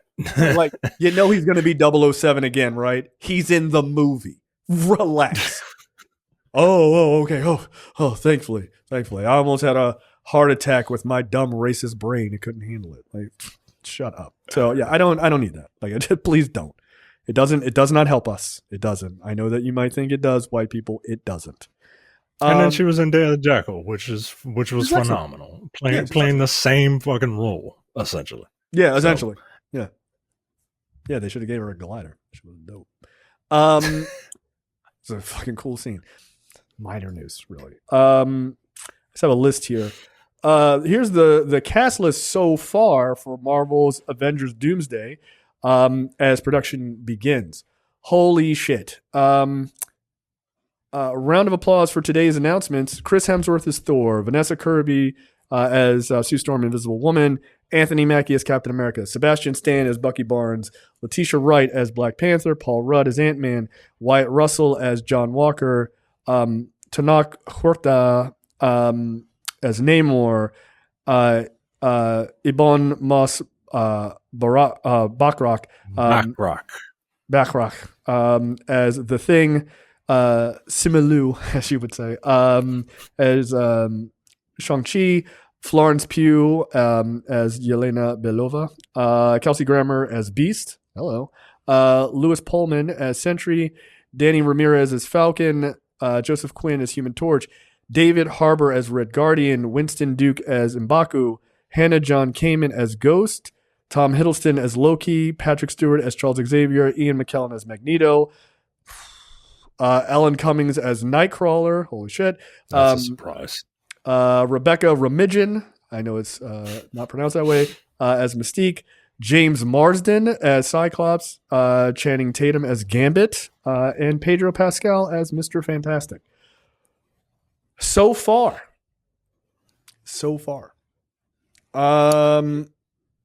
Thoughts? There's a person missing on this list. So this is a very interesting list.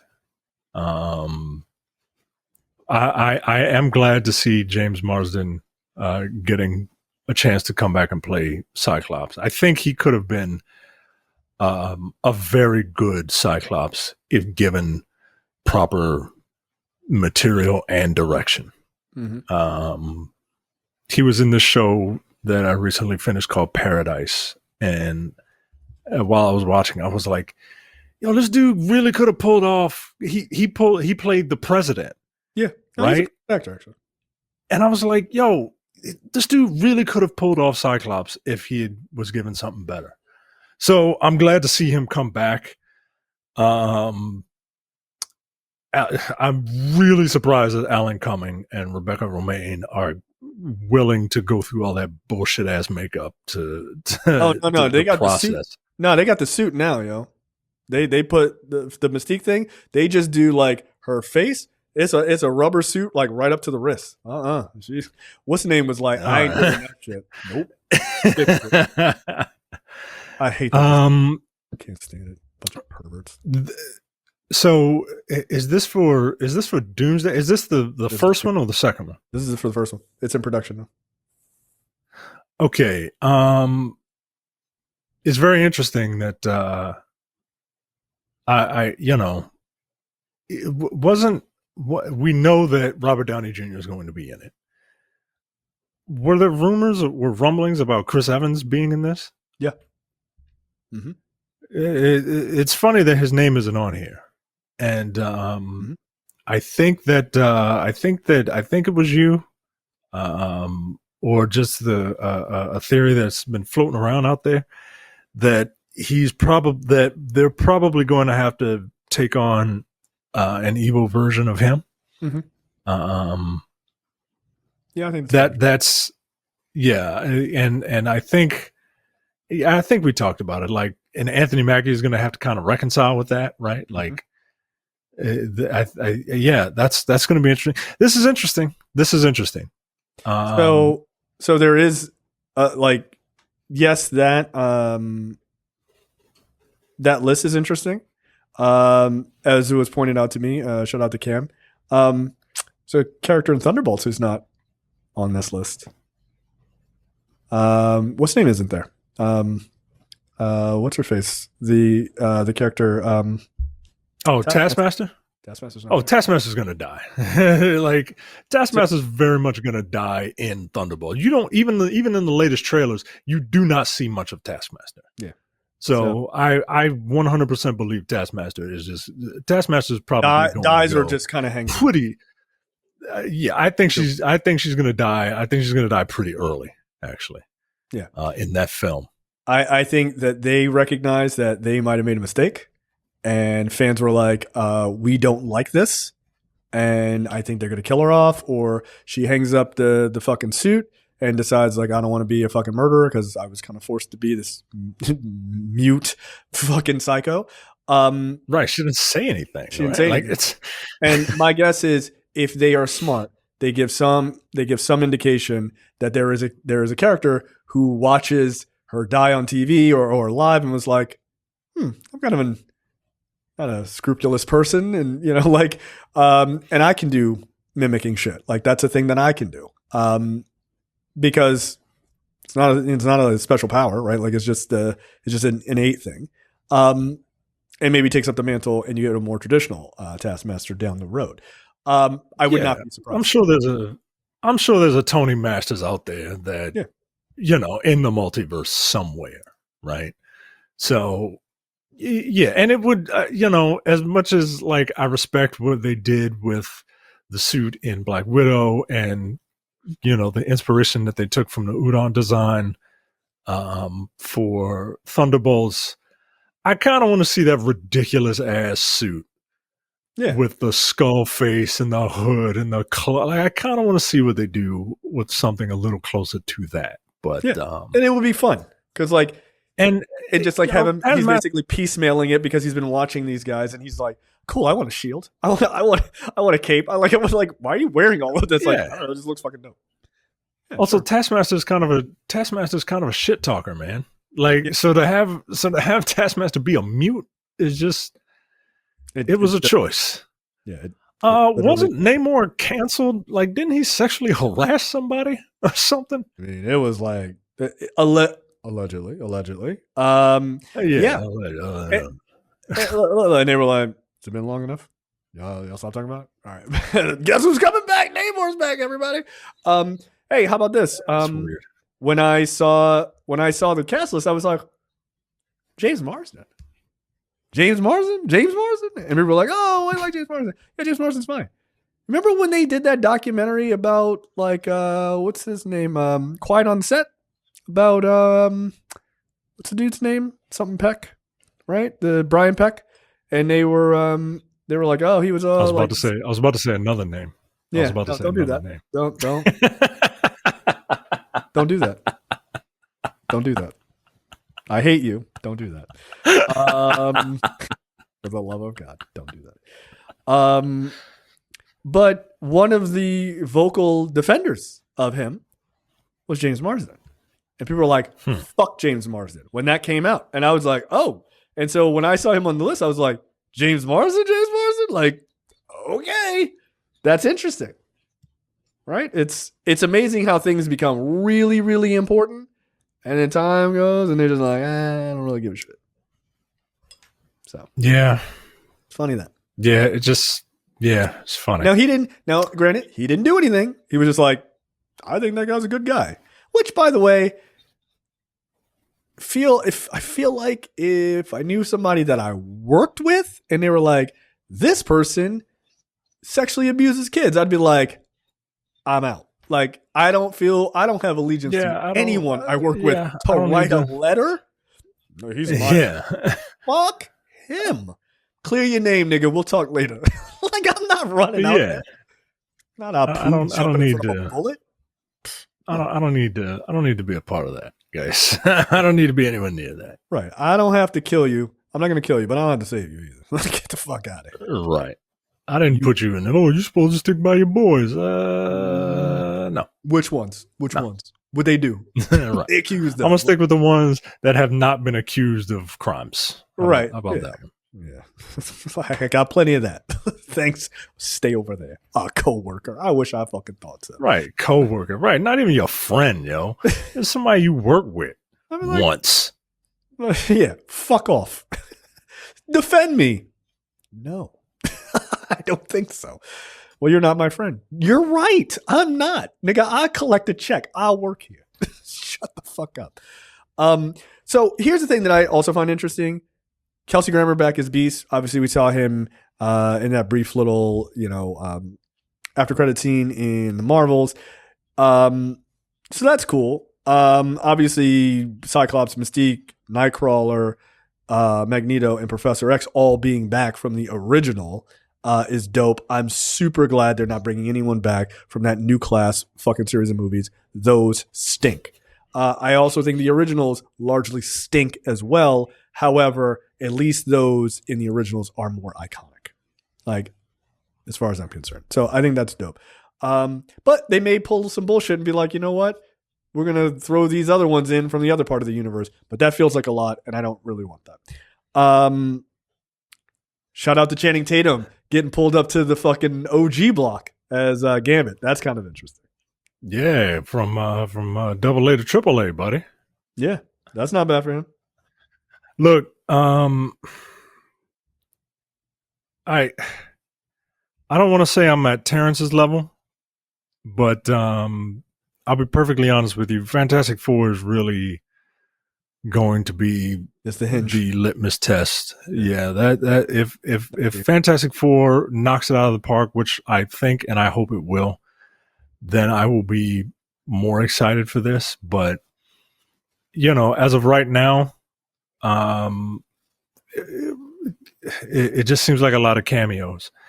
And yeah, no, that's fair. For me, where I'm at, I need a little more than just, cameos. The thing that made Endgame and Infinity War and Endgame so memorable is that we were with these characters for a decade to varying degrees, right? And when you look, I respect the fact that people like some of those X-Men movies and, but this isn't us reuniting with characters that we've been with. This is, member berries being thrown into a movie in hopes that it will bring you back to, to kind of hook you in. And I want there to be substance. At least that's what it feels like. That's what it feels like right now. They got a little bit of time to build, right? They got a little bit of time to build, but I need I need a little bit of substance. I don't need this just to be like, hey, remember this guy? Remember this guy? Remember this guy? Like, you show me this big ass cast. That means that they're not going to have a lot to do. It just means one big fight. And while that's cool, and I'm sure I'll be in it in the moment, I just hope there's something. I just hope there's meat on this bone, right? Like you're showing me this really good plate of ingredients. I hope you know what to do with them. That's all. Because look, man, the Russos have not been hitting lately. What was that movie that just came out on Netflix? It was the most expensive movie on Netflix. The one after The Gray Man. They did another movie? The Electric State. The Electric, exactly. Oh, I didn't even. Was that them? I'm looking it up now. I think it was them. It is the most expensive Netflix movie they have produced, and the Russos did it, and it is at 15% on Rotten Tomatoes, yo. Wow. A 29 on Metacritic. Everybody that I heard it was pretty bad. Every review of this says that this movie is garbage. Like, it's not worth your time, not even as like a hate watch. So, you know, in fairness. And The Gray Man, look, The Gray Man was dumb, but it was dumb. It wasn't that great, but like my lizard brain could get some enjoyment out of it just because of like it's guns and shit, right? But yeah, I don't know, man. I don't know. I hope this stuff is good, man. I hope this stuff is I hope this is good. The MCU's biggest flaw right now that it is absolutely plagued with is we don't have an overarching story of where things are going. I don't know why they seem so reluctant to I mean, I guess because of the Kang thing, they had pulled the fucking cord on that, and they were just like, this is what we're doing. And then the shit with Jonathan Majors blew up. And the funny thing is, people have like, in my opinion, and I'm happy to be told people don't agree, but like people keep saying everyone hated the multiverse shit. But to me, what they actually didn't like was, or the issue was more so that when the Jonathan Majors shit broke up or blew up, they didn't know what to do then. Like, people really liked his performance at the end of Loki. Like, they were really into it. They really liked his performance in Ant-Man. They didn't like the Ant-Man movie necessarily, but they liked his performance as Kang. Like, I don't think people necessarily had issues with that. But then when shit blew up with him, everything went into limbo. Like, people were pretty excited about, what was it, the end of Ant-Man where they showed all the Kang, the Council of Kangs and all this other shit. People weren't against all of that. But I think people were like, they had this sort of revisionist history because Marvel had to like do this weird pivot that everyone hated all that. I don't think that they did. Because I don't think people hated the fact that when Jonathan Majors showed up in Loki season 2, you know, with all that was going on, I don't think people hated that. I think people didn't like him after the shit happened. Understandable. Spoiler alert for all the people who defended him. How you feeling now? Admitted to strangling another woman, but okay, it was a conspiracy of facts. So, you know, like, I don't know. I feel like they haven't been able to find their footing on what the big story they're trying to tell now since they pivoted. The smarter move to me would have just been to recast him and then just I don't know what this company's aversion to recasting is. You know, I just recast. I kind of get it with Black Panther, right? Like the filmmakers really wanted to memorialize their friend. I get it. I get that, but like the only reason you don't recast him is if you think about letting Jonathan Majors come back. That's the only logic that and that's makes not sense going to happen. And that's not. And that's right. And that's not going to happen. It's just business. It's business. Right. I mean, I saw he came out the other day. He was like, I don't take anything personally. And, you know, I understand what they did. Yeah. He's like, look, hey. I will come back. No problem. Yeah, I bet you will. They're not calling you. Get the fuck out of here. And then you just admitted to strangling another woman. Like, I aggressed you. Yeah, all right. With your fucking hands around her neck, you fucking psycho. So, I just don't think that they have been able to figure out what the story they want to tell. And that has always been the thing that drew people into the MCU. You know, it's like, oh, it's all this other stuff. No, is they hooked you on this story, which was Thanos turning around at the end of Avengers, and comic book nerds knew who the fuck he was, and then everyone else eventually learned, and they got sucked into, oh shit, who is this character? And they knew what the comic says is supposed to happen, and so they were always looking for parts to get you there. We don't have anything to hold on to. So they got what, 2 movies? 2 or 3 movies before this? They got Thunderbolts and Fantastic Four. And that's it. And then that's it. You got to give us a lot of what the fuck is going on in Fantastic Four to make, because, I mean, I can't imagine Thunderbolts is dealing with this multiverse shit. I don't think so, right? That doesn't make sense. So a lot lays at the feet of Fantastic Four, and perhaps an extra credit scene that's 27 minutes long at the end of Thunderbolts. A lot is laying at the feet of Fantastic Four to get us to understand why this story is important. Why do we care about this other universe? I mean, yeah, the X-Men are there, blah, blah, blah. I assume the world that Doom is on and Fantastic Four is on is where the X-Men are, or at least where the X-Men are. I don't even know. Maybe there's 3 worlds, right? The MCU, the Fantastic Four world / Doom, maybe, and the X-Men are on a different world? I don't know. But the incursions need to start happening. We need to start understanding why we need to care. Because you can't dump 30, 40 characters into this shit and be like, you need to give a shit about that. But why, though? So you gotta start when's the last time we saw Shang-Chi? Right. Hey, I'm showing up. Nigga, where have you been? Y'all need to start throwing in some cameos or something, man. Like, something needs to happen that explains the broader concept of what's going on. Because Shang-Chi was phase 4, bro. Like, I mean, Simu has literally like favorited tweets are like they gonna do anything with him? And he's like, right, like what the fuck? They calling me or what? So yeah, I mean, it does beg the question: how are you going to lay the groundwork in what I would argue is really one movie to make us care about, like? We don't know anything about incursions. We don't know, or at least that's what I assume the storyline is, about incursions or anything.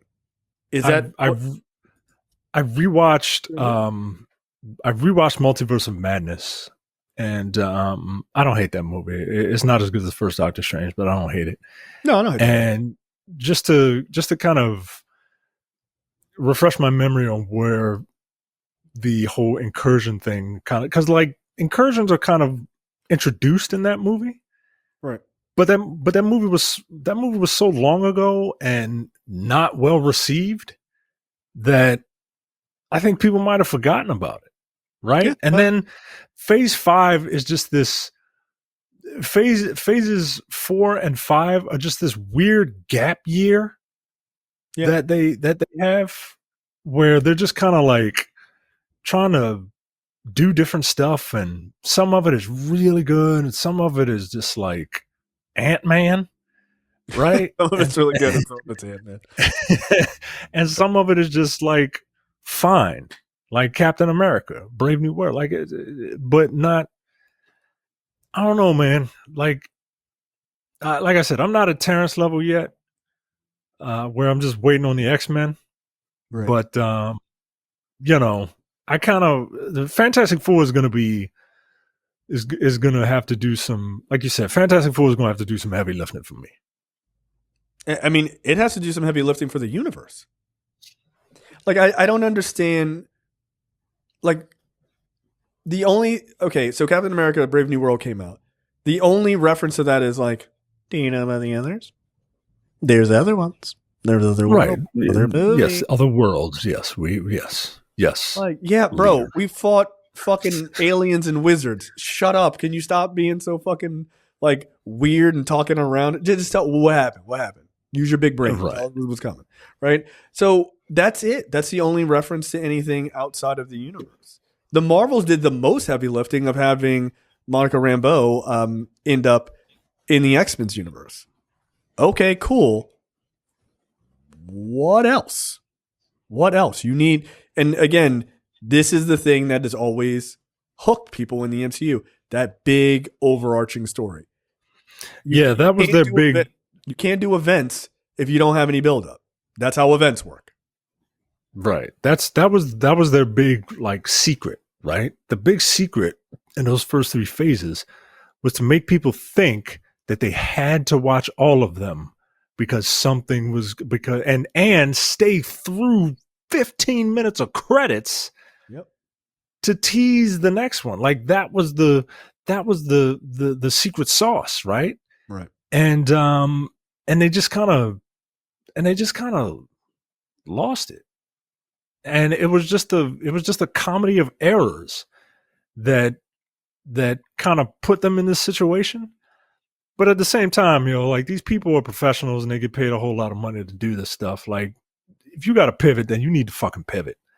Yeah. Like, so I'm not gonna give them too much, like I know COVID happened, but COVID hit everybody, man. Yeah. So I don't know. It's unfortunate, but you still need to I don't know. Look, I know in that trailer for Fantastic Four, Reed's working on a really long fucking chalkboard. That better be all the fucking heavy lifting to explain what the fuck is going on. It better be, because that has to be the impetus for what he's working on. Is there are multiple universes and they seem to be crashing into each other. And here's me going on this extemporaneous fucking soliloquy where I explain why you should care about the next big movie. And that's fine, by the way. That's totally fine, but it can't feel weird. It can't feel weird. That's what I'm saying. You can't have a big fucking exposition dump either. Like, look what I found under this thing. It's a Captain America type shield. Like, oh no, don't do that. Right. Like, you're making that movie. So look, I'll get off this. I am still very much looking forward to Fantastic Four. Like, of course, I haven't been this excited. I'm looking forward to that more than like Thunderbolts and all this other stuff. Like Fantastic Four, I'm very much looking forward to it, but it's also like really I'm gonna legit be real pissed if this movie isn't good. Like if this movie for whatever reason is not good, you gonna hear about it. Yeah, no, I will hear your fucking primal screams all the way down here, like motherfucker, like I didn't enjoy that one. Yeah, normally in our group chat we don't really talk about movies that aren't like really good or like really bad. Yeah, like if it's the wrestling thing, you either yay or you boo. But that's one of the 2 reactions. There are 3 reactions you can get in wrestling: yay, boo, and silence. And you do not want silence. Yeah. No thanks. So we will see. We shall see. We shall see. My biggest fear is that they have not explained why people should care. I care because I'm a giant dork. You care because of the same reason. But if you're going to make $2.5 trillion or whatever the fuck this movie is aiming to make, if you're trying to aim for that and you're trying to get people really reinvested in the MCU, by the way, if you nail this and you make people care, then you got the X-Men and then you're fucking back in it, right? Like you just start building event shit, right? Like and just start bringing people back in. But they got to get us to care why Doomsday is important. Because if Secret Wars is supposed to, by all the fucking leaked concept shit, if Secret Wars is like the new Secret Wars with all these different worlds and it's like old timey and like weird ways and all this other super interesting shit, that's going to be concept heavy and wild as fuck and really interesting. But you got to nail Doomsday to make me give a fuck to go see that. And there's not enough shit in the trailer if Doomsday is like, I didn't really get it or cared. But if they can make me care and I go into Doomsday and I'm fucking hyped for that shit and it's like, and we'll see you in a year and a half for Secret Wars, that fucking hype grows for a year and a half, 2 years or whatever it is, and people are ecstatic to go see that shit. That is what you want. Because if you nail those 2 movies, you're back at the top, man. You get those movies and they make over $2 billion, you're back on. And you're riding high again. But if they're like, it did 900 million, you in a world of trouble. You in a world of trouble. So make it count. Yeah. Shit, if it only makes $1 billion, you in a world of trouble. Shit, a Spider-Man movie makes $1 billion. You better be if you don't make $2 billion, you better make $1.975 billion. And people are like, all right, fine. You close. Also, there's a lot of people you got to pay, man. There's a lot of people you got to pay. Yeah, you ain't making a lot of money on the front end on this one, boy. You're not. You're just not. Robert Downey Jr. is making like $75 million on this movie, some crazy shit, right? And he's the lead villain. He's the lead villain now. They're not even gonna show his face probably, and he's gonna make $50-70 million. It's insane. Yeah, all these people ain't working for peanuts. Right, man. Fuck out of here. But the money isn't in the box office. The money, as they say in Spaceballs, is in the merchandising. That's where the money is. Yeah. They about to make 1 million Doom toys, my nigga. Like they about to. I mean, look. I've already pre-ordered my life-size Doctor Doom helmet. Yeah, your wife. I mean, she is. If I could show you the walls here, they're kind of barren. She's like, I have to put I can't even bring people over. I'm like, well, fuck them. Don't let them come in here then. Shit. You go over there. Let's see what they have for dinner. Right. All right. Let's take a quick break and then do what the fuck and trailers again. Let's skip what the fuck. It'll hold for next week. And okay.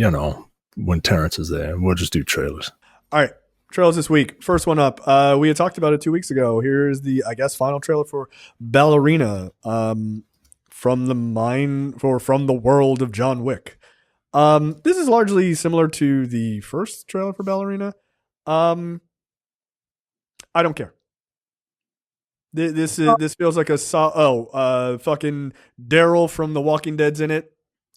Immediately, I don't care. Yeah, I don't like him as an actor, yo. I don't. All I know is like I'm gonna be on a motorcycle with a crossbow. And all right. Zombies are in it. Cool, great. I don't give a shit. Yeah, I don't think I care. I don't think I care. She seems to be, Ana de Armas is, wielding a flamethrower, being a badass. Like I don't have a problem with that. I don't have a problem that she's a lady. I just don't think I care about this franchise much.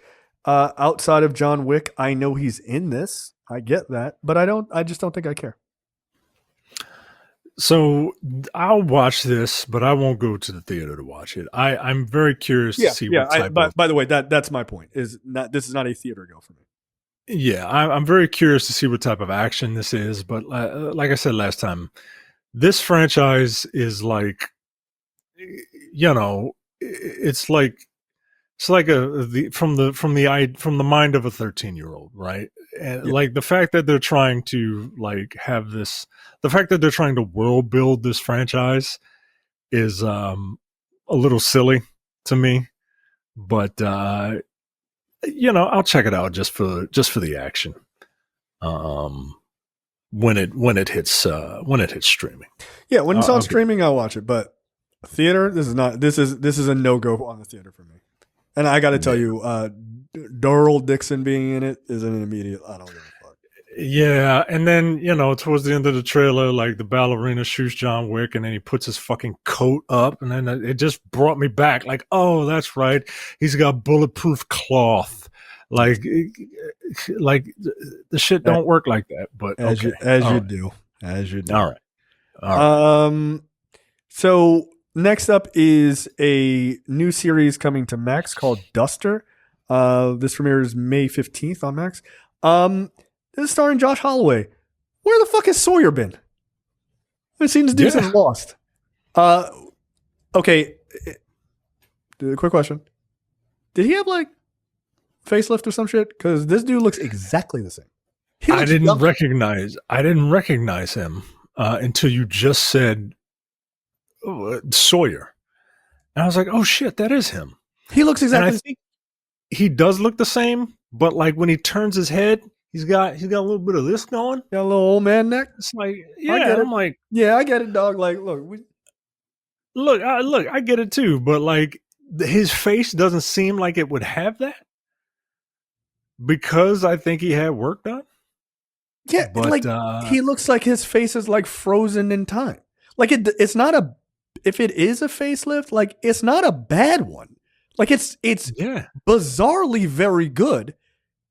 I was just not I was expecting him to look older because it's been 15, 20 years since Lost. Like, what the fuck is going on? But here's the thing. I really like that guy. I think he's a really fun actor to watch, actually. Yeah. So this is like a throwback 70s revenge series. This looks pretty fun. That dude had mad fucking charisma on Lost. He was really, really a fun character to watch.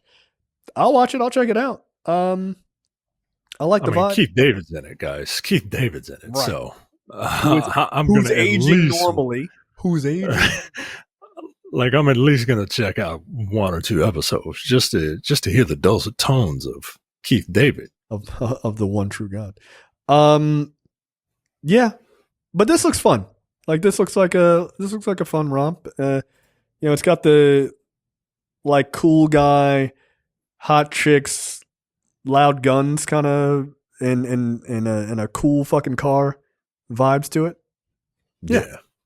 I'm down for that. And again, I think Josh Holloway is a fun actor. Like he's a really fun actor. And he, by all accounts, seems to be kind of playing Sawyer in this. So that's fine. Everybody kind of wanted him to be Gambit, I remember, after Lost. And it feels like a real missed opportunity for them not to have done that. Like, to be honest. Like, I feel like he would have fucking crushed that. That was his role to have. Last but certainly not least, this one's all you, buddy. Bro, Final Destination Bloodlines, the sixth Final Destination film. Look, this is one of those franchises that I will always watch. This, Scream, these are like my favorite horror franchises. I love Final Destination just because of there's usually a lot of people who die, and two, cool, they die in incredibly interesting ways, and that is the thing with this series, right? And I almost don't want to see any more trailers, right? Yeah, no, this was like enough. This was like enough. This is enough, man, because like we see like two, Rube Goldberg-esque, right, sequences. I don't want to see any more, right? I'm actually gonna actively avoid them because it comes out in May. Look, this trailer is the thing about this is that it's just these people are dying. It's just one scene, and people are dying from like everyday like occurrences, like things that couldn't really happen, but like maybe they could happen, right? And the scene in the backyard of like, I always love it when they find interesting ways to kind of freak you out, right? Mm-hmm. Like, oh, there's glass shattered, but a piece of glass fell into a bucket of ice. And it's just like, oh shit. Like it does a really, really good job of building anxiety, mm-hmm, and then snatching it away. Yeah, this scene is like fucked up. And part of the fun is when you enter a scene that you kind of know, okay, well, this is obviously like setting the stage for a death trap, right? Right. What is the thing that is going to get the actual kill? Right? Like it's a game of Mousetrap. Yeah, man. This series is so fun.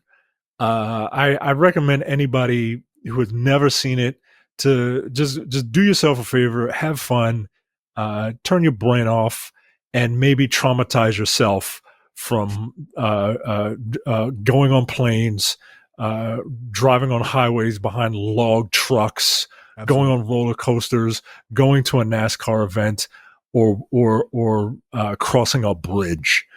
I refuse Because because you will have a good time with this franchise. Even the bad ones aren't like if you're just in it for the kills. Like some of the bad ones are still pretty good, man. What was it? Part 2 where there was like someone came out of an office building and they were moving a big thick piece of glass and a pane of glass. just made them into soup. I was like, okay, that's mean and fucked up. That's great. I thoroughly enjoyed it. Also, the thing with this franchise is that like the gimmick is that one person has a premonition and like, okay, well, and then they get a bunch of people to avert disaster, and then death kind of chases them throughout the rest of the movie. With this, the person who found the premonition, who has the premonition, saved a ton of people's lives. Mm-hmm. So now theoretically, death has to come for a bunch of different people. So you kind of set yourself up for future sequels, right? Because anyone who was in that first premonition that was saved, them and any descendants of theirs, right? Because it's years later. It's like years later, right? It's years later, right? Grandma had this premonition years ago before, and then she ducked out and saved a bunch of people, and then she went on with her life, and then death circled back around because he was too busy killing people who avoided a plane crash, and now it's coming back to get her descendants because they weren't ever supposed to live. Like, I mean, that's smart. I don't know, man. I think it's pretty smart. Yeah, clever. As the franchise goes, it's clever.